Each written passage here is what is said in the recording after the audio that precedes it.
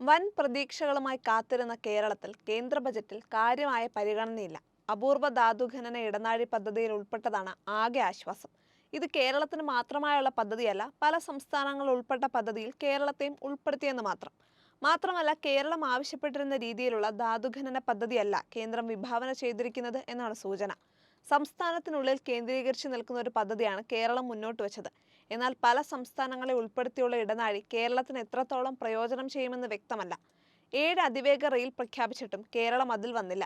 ഏറെക്കാലമായ ആവശ്യമായ എയിംസും ഇത്തവണയും കിട്ടിയില്ല. കേന്ദ്രമന്ത്രി സുരേഷ് ഗോപി അടക്കം എയിംസ് കേരളത്തിൽ വരുമെന്ന് പലവട്ടം പ്രഖ്യാപിച്ചിരുന്നു. ഇതെല്ലാ ബജറ്റ് കാലത്തും ചർച്ചയായിട്ടും കേരളം പരിഗണിക്കപ്പെട്ടില്ല. കേന്ദ്ര ബജറ്റിൽ കേരളത്തിന് ആശ്വാസമായത് പ്രധാനമായും ഏതാനും ടൂറിസം പദ്ധതികളാണ്.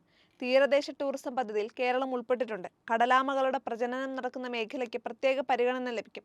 കടലാമ നിരീക്ഷണ പദ്ധതിയിലാണ് കേരളം ഉൾപ്പെട്ടത്.